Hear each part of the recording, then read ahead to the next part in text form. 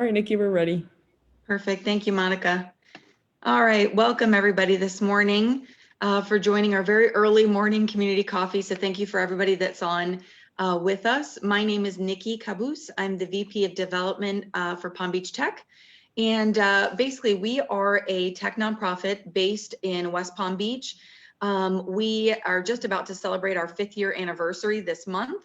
And recently just made the announcement to expand and become a regional South Florida organization. So we're very excited about that. Basically, our whole goal and mission is to build South Florida into a tech hub. So we work with a lot of the headquartered companies here, the local tech talent, our colleges, universities, coding schools, really just helping connect the dots and connect the people here to build our South Florida tech community. So this morning, we're going to be talking about workplace trends moving forward, especially after COVID. Last week, our community coffee was more on the economic development side. Today is going to be more for the companies and staff and the people actually working in the office buildings or office spaces. So I do want to go ahead and introduce our speakers. We have Lance Benson, the Managing Director at Newmark Knight Frank. George Duplessy, the CISO at Virtual Badge, and Edward Dunn, the VP of Supply Chain at Carrier Global Corporation. All three are current Palm Beach Tech members. And I want to, instead of me introducing each of you and talking about what you guys do, if you'd like to introduce yourselves, talk a little bit about your companies and what you do, and then we can go straight into the Q&A. I'm going to start with Lance. Thank you, Nikki, and thanks for having me participate today. It's a pleasure to be here. I'm Executive Managing Director at Newmark Knight Frank. We are a large global real estate services firm, and part of my day-to-day job, if you will, is to assist companies trying to make the right real estate decisions for themselves, and oftentimes that includes getting very intimate with their workplace strategy, helping them see the course. And, we've been very active in the last 3 or 4 months with clients and trying to understand how the impact of COVID is going to be on the workplace. So I look forward to the opportunity to share that with everybody. Thank you so much. And George, if you'd like to introduce yourself and tell us a little bit about what you do. Sure, my name is Jorge, like you just said. I'm the CISO of Virtual Badge as well as one of the co-founders. And Virtual Badge was pretty much started to bring some of the experiences that we as a team have seen in the world of disaster relief and to bring that to the private sector, provide mainly support of financing management, access control, and general personal management. So that's basically in a gist what we've been doing for the past couple of years. Okay. Thank you. And George, I was going to ask, I didn't know if you were able to use your camera or not. I just realized the camera was off. Are you able to? Sure, give me a second here. Sure. Thank you. And Ed, would you like to do the same as well? Just, introduce yourself and tell us a little bit about what you do. Good morning, everyone. So Ed Dunn, I'm a VP of Supply Chain for Carrier Corporation. We're headquartered here in Palm Beach Gardens, moved here a couple years ago from Connecticut. We had around $19 billion in sales last year. We have 53,000 employees. In my role, I'm responsible for the supply chain, including real estate. So I've been involved with COVID-19 since the pandemic started earlier this year. Thanks. Perfect, thank you. So I want to start out with the question of just internally within your companies. Are you guys currently remote or have partial staff remote, or what are you guys doing with COVID-19 yourselves?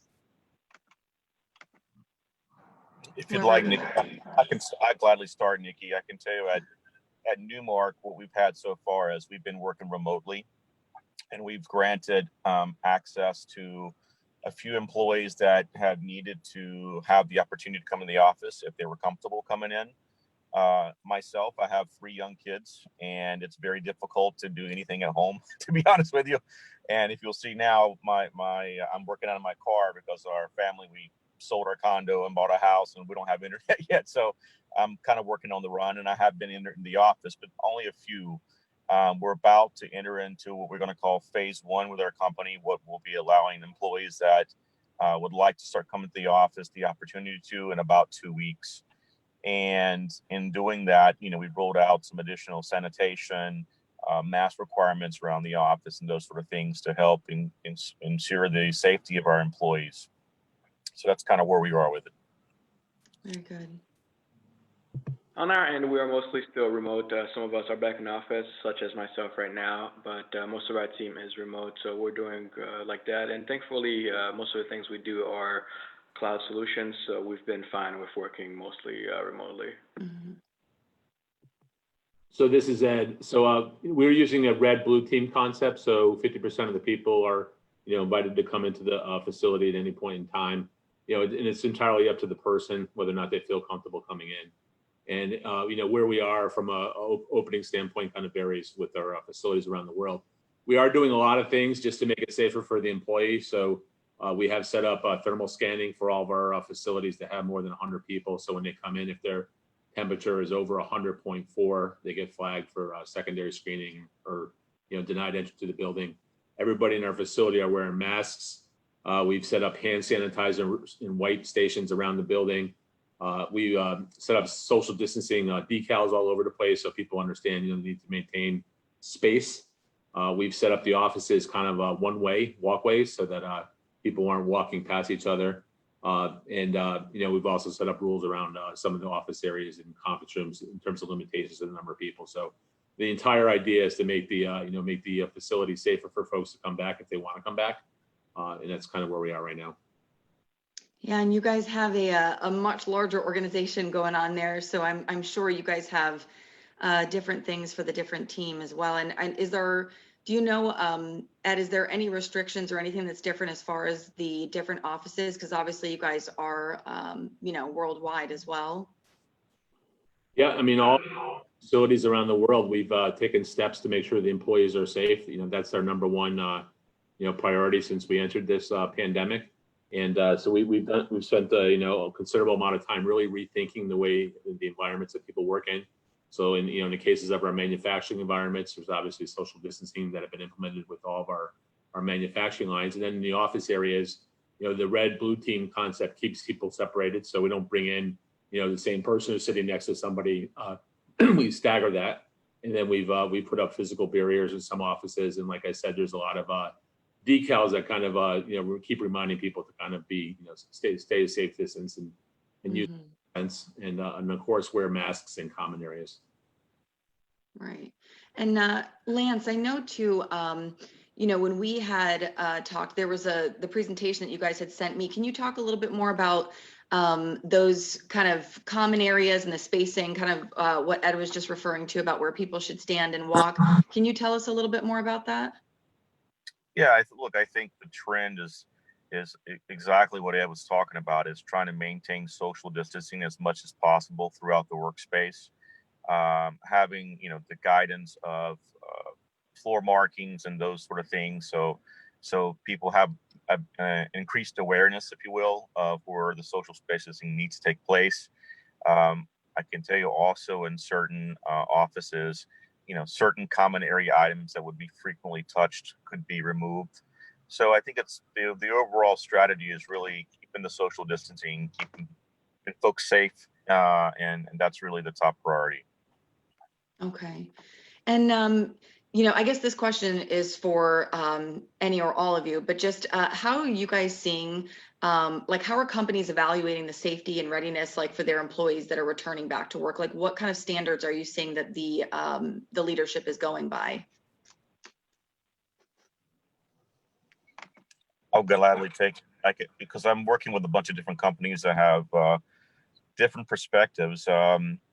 Look, I think every company that we're working with across the board, safety is a top priority. So it's a balance between the employees that need a physical workspace and a place to work, with balancing the employees, facilitating the ones that want to work from home temporarily or work remotely.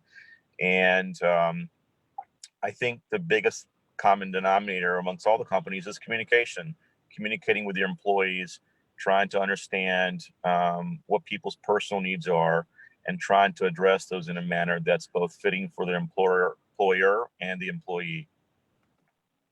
Mm-hmm. I can jump in here as well. A lot of companies that we work with are in the construction industry, and sadly, well, they all have to go to a job site just because, well, we can't build houses from home yet. And a lot of things they're implementing are measures to make sure that, for example, if you're building a small room, you only let in 10 people at a time, and that you keep track of those people and make sure that if one of them later on finds themselves testing positive or close to somebody who did test positive, they can report back to their supervisor or something, and they can use the list of 10 people to contact trace and make sure, hey, this team, make sure you stay home for the next 14 days, get tested, and keep the rest of the job site safe for everybody else. Yeah, we're at Carrier, we're very focused on communication to the employee. You know, from the very beginning, that was one of the decisions we made, that we're going to make sure we over communicate and that the employees are getting the same message from the CEO and chairman of the board all the way down. So we've utilized, websites and videos, and we're, put a lot of standard work in place so that the employees understand that, their safety is the #1 priority. One of the things we set up was a what we call a microsite, which is one place on our internet intranet page that every employee can go to wherever you are in the world. And it's kind of a resource center for a lot of information about the virus, whether it's, what symptoms do you have? How do you check your symptoms? There's workplace guides, how to come back to work. What do we do? There's guides for managers, there's guides for workers, there's guides for manufacturing facilities. There's guides for what do you do when you're in a situation where you have to go to a customer and, the customer may be a high risk area. So all this is on location. It also references, World Health Organization and Centers for Disease Control. So it's kind of one-stop shopping, and people do get a lot of use out of that, and they've been very engaged. The other thing we've done is we've also asked employees' opinions. So we did a what we call pulse survey about a month and a half ago, where we went out and we said, look, give us feedback on how we're communicating to you, how your manager is supporting you during this crisis, how you can support our customers, and just give us some feedback about your overall well-being. And we had good response, and a lot of times it's not the score you get, it's really the comments that you get. You kind of sift through and get a flavor for how employees are feeling right now. So I think our communications team has done a really good job of staying very engaged with the workforce and just keeping them, kind of right in front and center as a priority. Very good. Yeah, I'm seeing a lot of companies having some sort of resource page or something like that on the website, which I think is super helpful, because even though we're getting so much information on COVID right now, I think it's so much that people are so inundated and don't know where to go to for everything. So I do think that's very smart. I did have a question for George. So you had referenced, access to different areas in these construction sites. Just so everybody understands a little bit more about what you guys do as well, can you explain, because obviously technology is certainly playing a role in enabling employees to get back to the office and making sure that it's safe for them until there is a vaccine. So can you explain how you've seen companies using virtual badge for this and managing which employees can come in and out? I mean, even just in addition to obviously what you guys do as an organization already. Sure. So like I mentioned earlier, we have some of the companies using virtual badge to keep track of who enters which areas, as well as making sure that before somebody even gets badged to get into a facility, they have to answer some questions about if they're facing any symptoms of COVID-19, and there's a quick questionnaire they can answer whenever they enter a facility. And as well as when you clock in somebody, let's say with a virtual badge, you can then tell who was in which area and do the contact tracing I was talking about earlier. And everything that you guys is all mobile, right? It's all through an app? That is correct, yes. It's all through an app that can be used anywhere in the world. Okay, so, and also as far as if you guys have different teams, or for instance, like Ed was talking about with the different colored teams that are coming in, is there a way through the app that they can communicate, or you can track people from team to team, or is it just like a leadership that kind of has like all access to see all of the staff?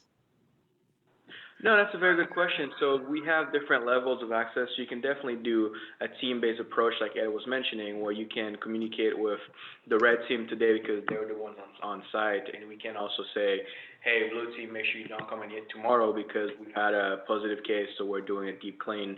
We actually had that happen over the weekend with one of our job sites, the construction site over in Virginia. Okay, perfect. And Lance, are you currently seeing any companies use tech or innovation in monitoring how the office is cleaned, if they're, remaining sufficiently far apart? Like, anything that you were talking about previously, is there a way that tech is being used to do that? I believe at the simplest level, what we're seeing is companies monitoring the amount of access employees have into their office space. Obviously, the solutions vary depending on the size of the individual sites. For example, it sounds like at Ed's location, we have many more employees.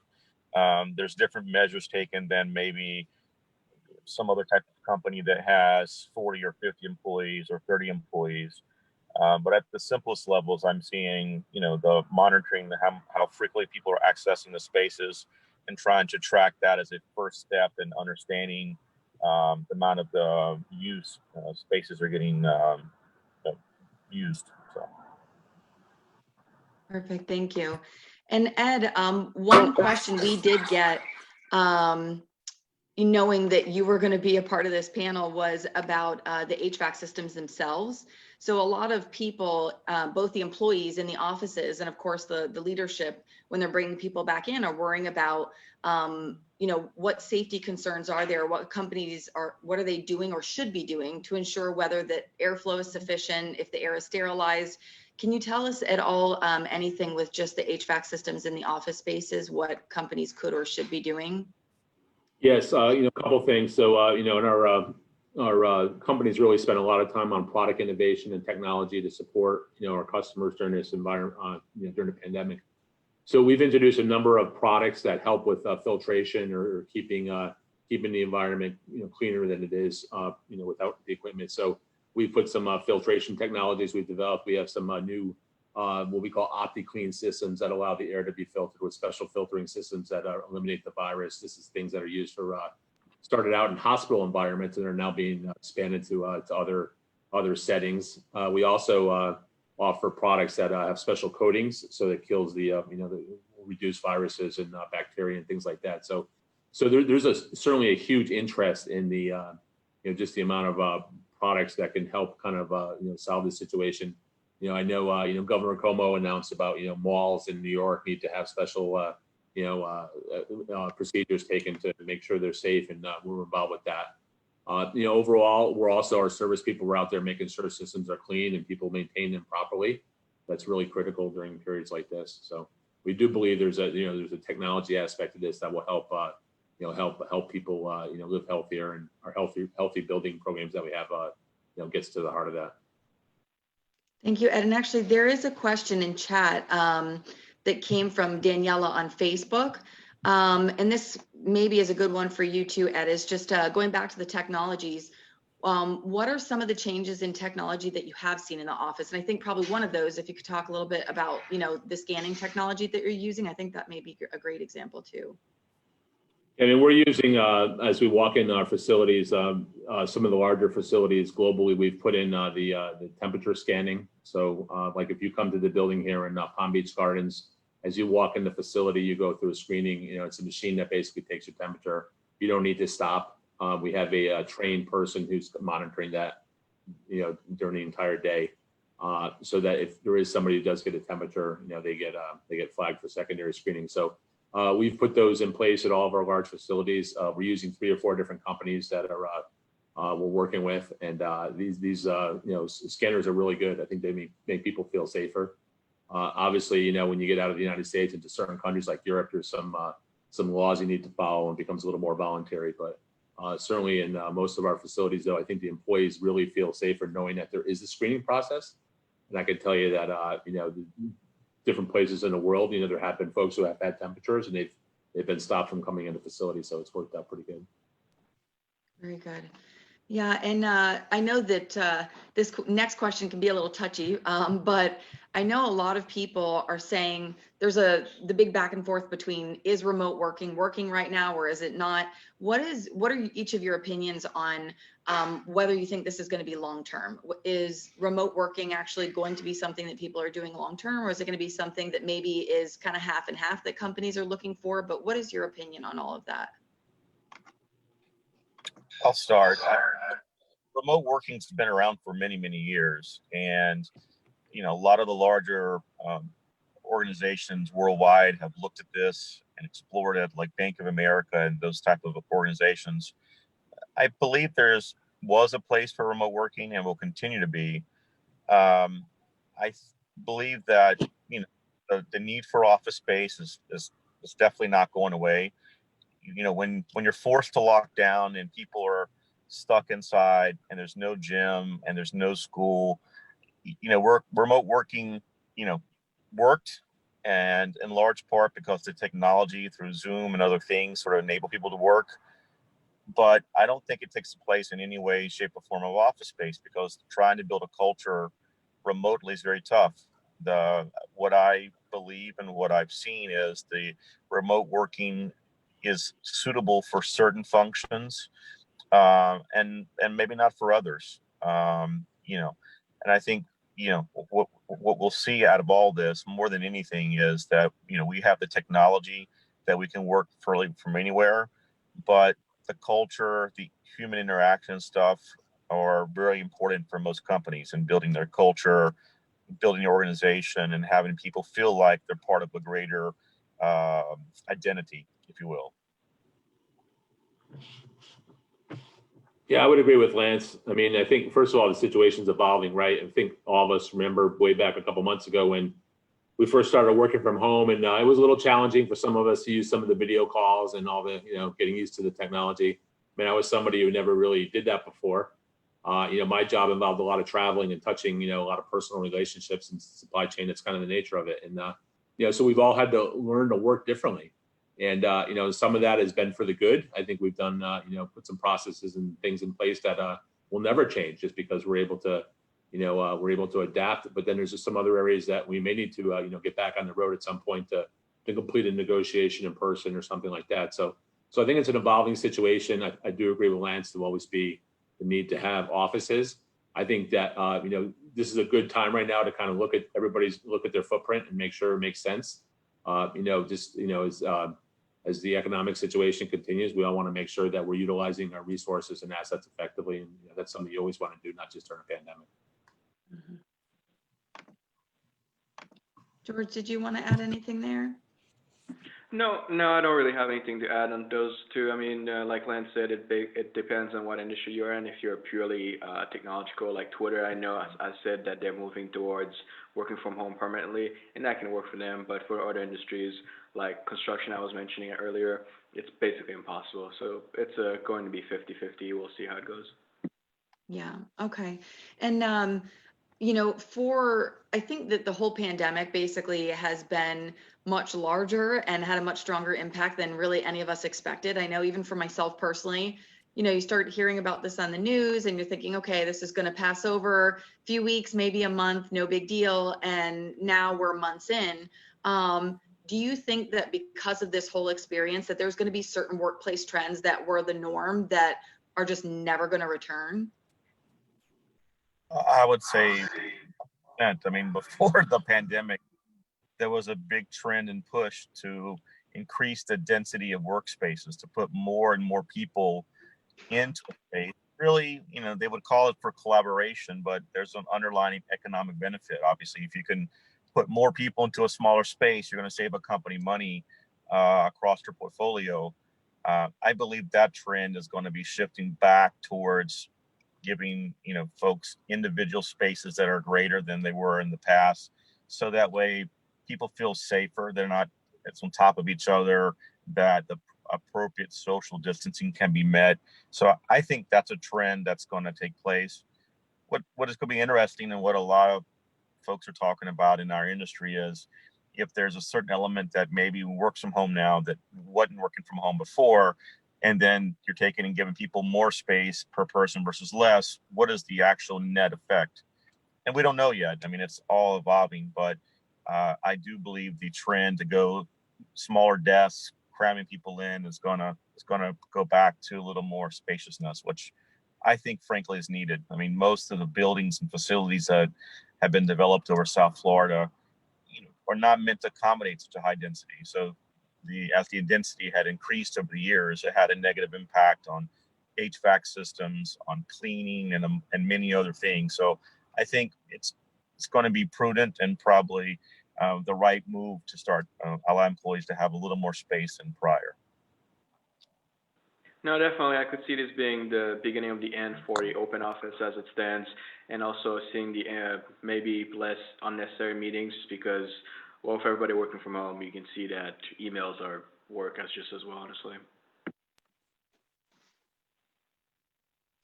Yeah, and I, it's funny you were talking about just the densification in the offices too, because that was actually leading into one of my next questions was just, I think over the past 5 to 10 years, that was like a major trend is densification, all these open office designs, even co-working within multiple small companies to get everybody all in one space.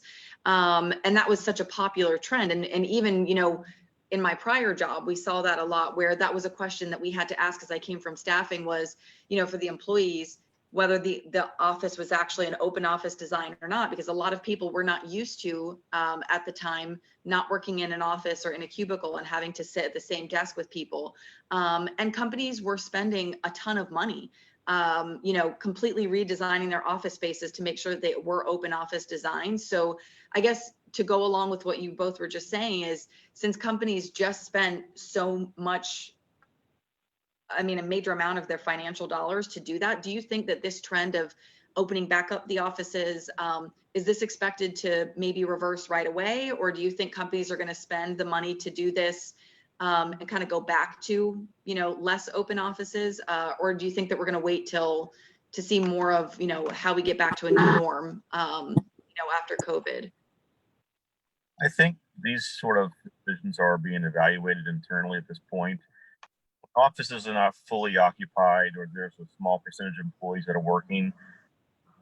I don't believe at this current day there's a big push to make those kind of capital investments. But I think these are the kind of things internally to be discussed so that as companies look out in a 6-month, 12-month, 24-month horizon, they can start planning for, how can this, be modified or changed. Obviously, with companies that have leases that expire, they are now looking at that to say, should we change how our workplace is going to be for the space? We maybe now are not going to keep what our old standard was. We need to revisit that. So there is some forced change on the leases that are coming up in the shorter term. But I see that companies that have leases that are in place for a number of years, they are just kind of being cautious and being conservative as it relates to capital expenditures. But these are things that are being discussed. And I think if we look back in a year from now, I think there'll be a lot more clarity on what's going on in terms of re-looking at some of these spaces. Yeah, I would just add that, the situation's evolving. Like I said earlier, Carrier has a lot of sites globally. And, there's a lot of small sites and we're looking at situations where we have people that have been working from home and, maybe don't need to come in an office and, maybe there's an opportunity to consolidate or eliminate that type. But certainly some of the bigger sites I think are here to stay. The question is, how do we kind of manage going forward? Certainly some of the practices we've put in place, will be here forever. It's just like, I think I'll never think about not washing my hands or using hand sanitizer probably for the rest of my life. Right. So have changed, and some of those things will be built into the model going forward, even if there's a vaccine or something like that in the future. But I think it's all about just making sure you have collaborative environments and that you're utilizing the resources effectively, whether they're working remotely or working in the office. And I think working remotely has shown we've all kind of stepped up, and probably a lot of us never thought we'd be able to kind of work remotely to this extent in the past. And and I think that will impact some of the way we work going forward. I talked about travel briefly, and we had always looked at, like I have a travel budget and how do I manage my travel budget effectively? And, I always had this thought that we always had to be on the road because relationships are important in person and stuff like that. But video conferencing has become so effective that, maybe we don't have the need to travel as much as we used to. But we'll kind of utilize the mix of working from home and being on the road. So I think there's some things that will change going forward for the better. Yeah, and I did, Lance, because you had made a comment too about the newer leases versus some of them that are longer leases. Because there has obviously been some companies that we've seen that are already kind of doing these redesigns and, restructuring all the internal offices to try to get people back in. Do you think it is just the ones that are currently their lease is up and they're kind of having to make that decision more immediately that are doing that? From my experience, it's been the ones that are really addressing it because of a lease expiration, or if they're in an industry that they feel that they can weather any sort of economic impact that this pandemic may have. I just feel like in general, I believe most companies are taking more of a conservative approach because it's evolving. Like Ed says, every day is kind of different. It's unique because our stock market, I don't know, quite reflects how, the day to day is in terms of how we're dealing with the pandemic. But I would say that I have seen that companies, when it comes to things that are what I would call fairly simple to do, that is like reorganizing furniture, maybe perhaps taking, if they had 4 desks in a row, taking 2 of the desks and not allowing them to be set in anymore to prevent more distancing. Some simple things that have been done, but I haven't seen, at least on a large scale yet, companies putting a lot of capital expenditures in this quite yet. Okay. And George, for you, I mean, are you guys seeing during this time an added number of clientele because of this with what you guys do, allowing access into the buildings in different areas? Is that helping you guys as a company, and are people understanding more of what you do? And it seems like that's a value to companies right now. Yes, definitely. We have a lot of people that have reached out just because they've moved on from doing in-person training, in-person onboarding for their HR and all that. They've moved on to doing it remotely. So instead of having the person in front of them and printing a badge, things like that, they're having the people download the virtual badge, do it remotely, so that they never actually need to meet somebody if there's no need for that interaction. And I'm glad you mentioned that, because actually another one of the questions that came from the comments on social was, what about any new hires? And if so, or how is training being adapted? I think what you just mentioned is really important, is just because one of the main reasons for new hires is, somebody brings them in the office, they meet the team, they get a little tour, they get to do everything there in person. So can any of you speak on maybe how onboarding new hires has changed at all for your organizations, or what you've seen for any of your clients? I mean, I'll comment. So, we still are hiring people. That's great news. For example, in our sales area, we're looking for 500 salespeople globally. So there's still a need to continue to bring in the best and the brightest and people that are going to help support the solutions that we offer our customers. We have standard work set up, just like every company when you bring somebody on board. And, just like we've had to kind of adopt some of our overall policies and procedures to deal with the pandemic, we've made some changes there. So yeah, maybe a person can't come into the office, but you have to kind of do it through a video call or something like that. An example would be like we brought an intern on board this summer, and the intern actually never touched, never came into the office at all. So all the all the communication and correspondence and setting them up as a new employee all had to take place remotely. So you have to get a little creative. You have to send sometimes the person their computer. You have to make sure that they're signing all the proper paperwork, and all of that gets conducted kind of over the video versus being in person. But I think people adapt, and and I think that's going to be the I think flexibility is kind of a key word in all this, and I think people at Carrier kept the right attitude as we've kind of worked through this new environment that we're all working in.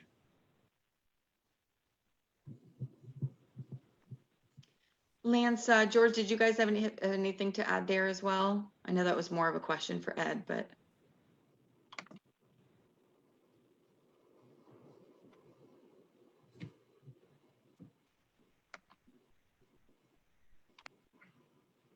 George is talking, but I don't hear him. Sorry about that. I had my thing muted. So basically what I was saying was a lot of changes has been on the remote onboarding and make sure that people don't have to come into the office if they don't need to. And that's mostly been it on our end. Okay. And, you know, with the, like, for instance, we actually had an intern that started this summer too. I actually, she's been an awesome intern for us, and I work with her on a daily basis, but I actually just met her a few weeks ago when we had our first like team outing, because we've been doing everything remotely. So, you know, do you think that over time, with companies still doing this until we're kind of getting back into the offices and getting, you know, back into our, whatever our new norm will be, do you think that corporate cultures, any of like our internal communities will start to kind of erode over time? Or do you think that doing this all through video is going to be sufficient until we do have some sort of, I guess, you know, closure to what's going on here, and everybody can get back to a new norm? I mean, I think it's culture going when people are not together. I believe most companies are going to make it work in the short term. What will start happening, I believe, is as companies start phasing in employees at different levels, as the employees start to come to the office, I think there's going to be bonds that the employees that are not in the office may want to have.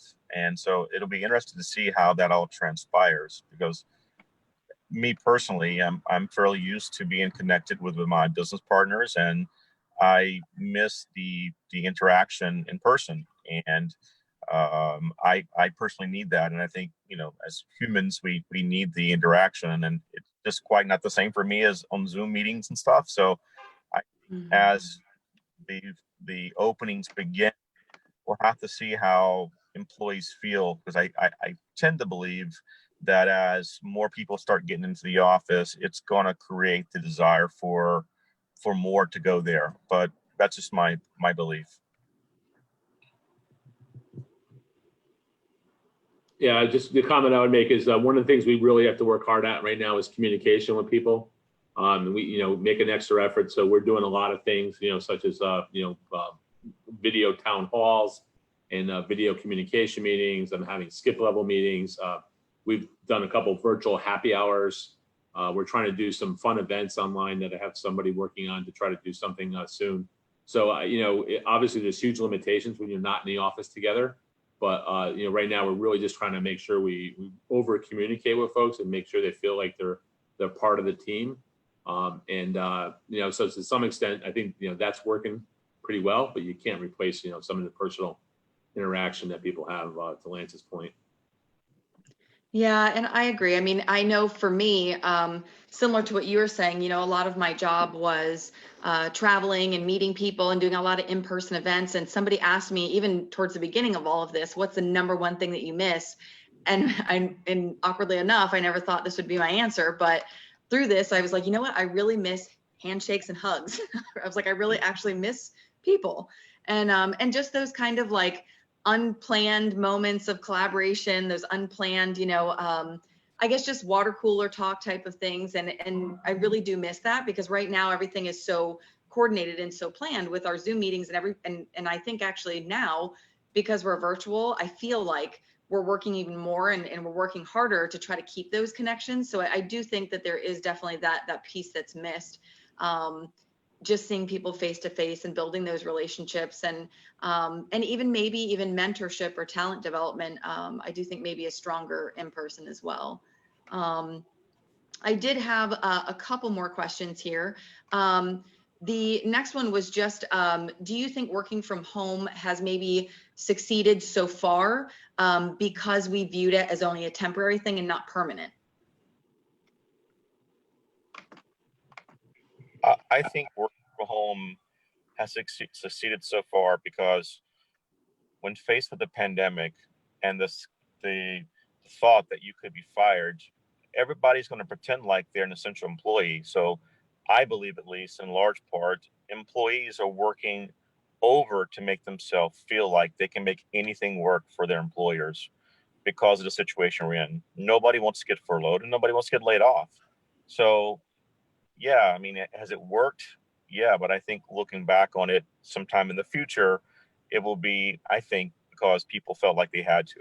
Nobody wants to feel like, hey, boss, sorry, I couldn't make this work, and then get terminated. So, and I call it like desperate times came desperate measures, and people made it work. But I don't see it for all employees as a good option long term. I'll make a couple comments. So, Carrier spun off from our former parent company, United Technologies, in April of this year, April 3rd. So it kind of coincided with the middle of this pandemic. And, the great news is Carrier was spinning off as a standalone private or public company. We wanted to, really focus on the culture and supporting our customers and delivering solutions that our customers, need. And, so there was a lot of excitement around creating our own kind of standalone culture coming from UTC.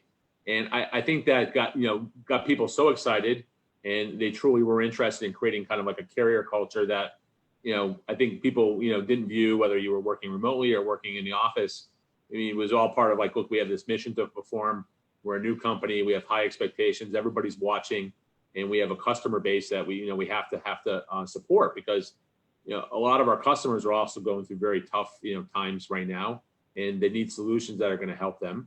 And so I think this whole, the new Carrier kind of just, excited everybody, got the culture going. And so we didn't see a lot of like, where you have to come to work just to come to work. I think people are generally excited about what's going on at Carrier. And, so that's great. That's good. Yes, and congratulations there, because I saw that announcement back a few months ago. So I was very happy for you guys that you guys went public. It's big news. George, Lance, did you guys have any last minute things that you guys wanted to add to? Because we're just at about time. So I wanted to make sure to give you guys, all three of you, if you guys wanted add any last minute comments or anything that you guys wanted to push out there as far as your companies, or maybe why somebody should reach out to you guys during this time to get some added support for themselves.